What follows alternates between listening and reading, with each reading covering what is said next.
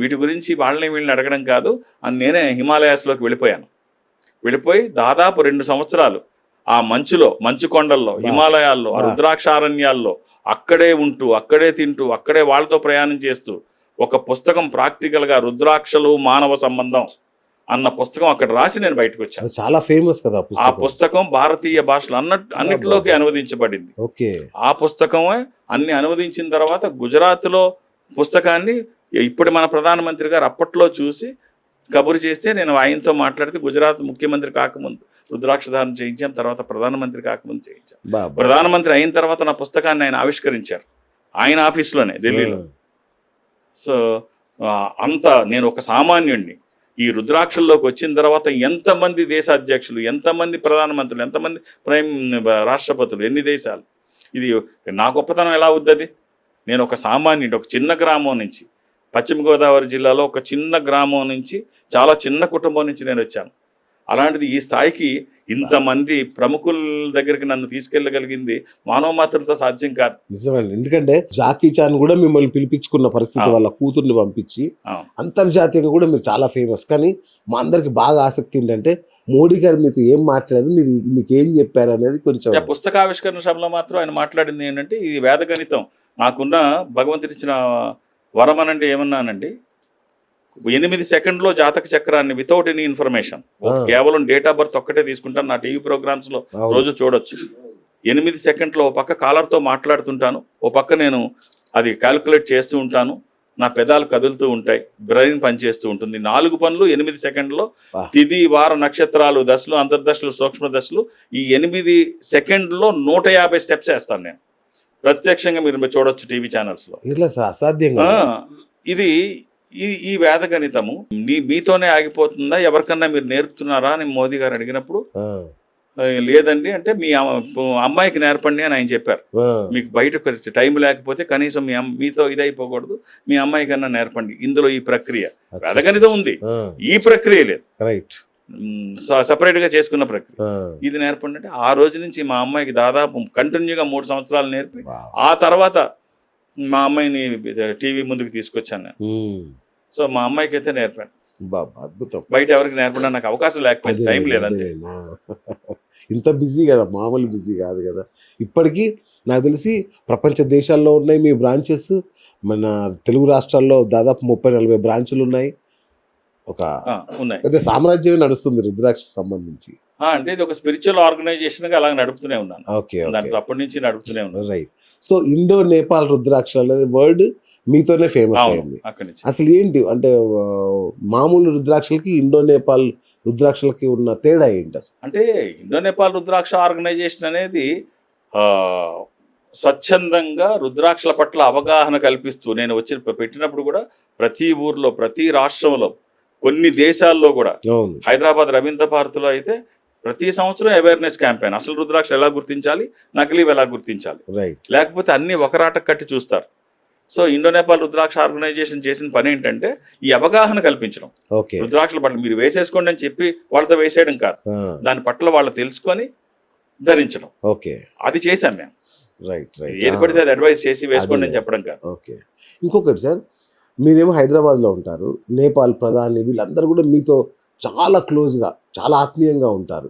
ఎందుకు ఇదంతా అంటే, ఇది నాకు నేపాల్ ప్రభుత్వం తరఫున అవార్డు ప్రకటించినప్పుడు నేను తీసుకోవడానికి మొట్టమొదటిసారి వెళ్ళినప్పుడు అప్పుడు మాధవ్ కుమార్ నేపాల్ ఆయన ప్రధానమంత్రిగా ఉన్నారు. మాధవ్ కుమార్ నేపాల్ గారు ప్రధానమంత్రిగా ఉన్నప్పుడు అవార్డు తీసుకుంటున్న టైంలో, మీరు వేదిక్ మ్యాథమెటిషియన్ కదా, నా గురించి మీరు చూస్తారా అని వారు అడిగినప్పుడు నేను చూసి, ఈ పీరియడ్ నేను జనరల్గా ఎవరికి నెగిటివ్ వర్డ్ ఒకటి యూజ్ చేయను, అది నెగిటివ్ అని నేను అనుకోలేదు.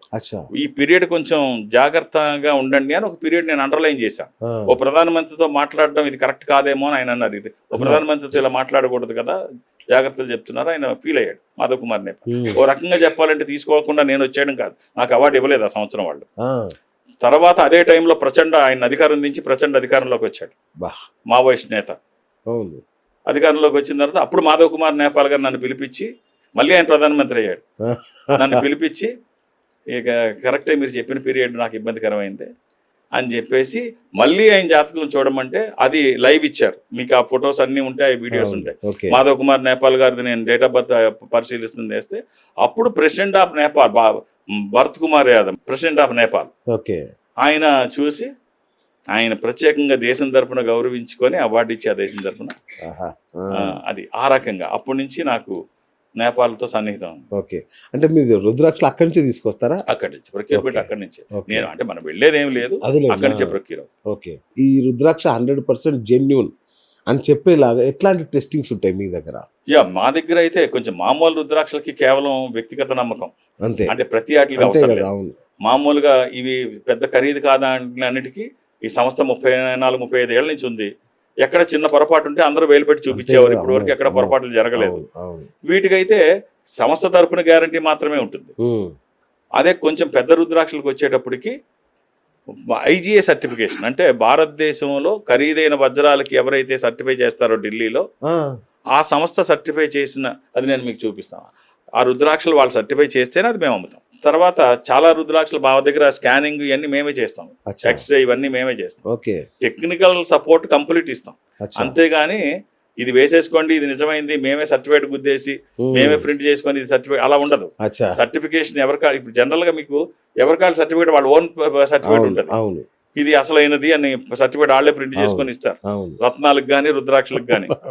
ఇది ఇక్కడ మా సంస్థలో అలా కాదు, ఐజీఎల్ సర్టిఫికేషన్. ఓ, ఖచ్చితంగా ఐజీఎల్ సర్టిఫికేషన్ ఉంటేనే ఉమ్, అది మేము ఇస్తాం, లేకపోతే ఇవ్వం. మామూలుగా అయితే సంస్థ నమ్మకం మీద చిన్న చిన్న అదేలేండి ఇక మీ అన్నిటికీ అవి సాధ్యం మీ కాదు. ఇష్టం అంటే ఎందుకంటే IAS అది అంతకు మించి అన్నిటికీ ఎందుకు సాధ్యం కాదంటే 870 రూపాయలు దానికి పే చేయమంటే మామూలు రుద్రాక్షకి అంత పే చేయమంటే వాళ్ళకి కష్టమే. అంతే కదా. అవును ఖరీదైనట్లకి పే చేయొచ్చు కానీ మామూలు రుద్రాక్షలకి ఎందుకు? ఎందుకు ఇప్పుడు ఎక్స్ట్రా 150 రూపాయలు ఎక్స్ట్రా అన్నా కూడా వేస్టే, అంతే కదా. మామూలు దానికి అవసరం లేదు. అది కానీ అడిగిన వాళ్ళకి ఇస్తాం.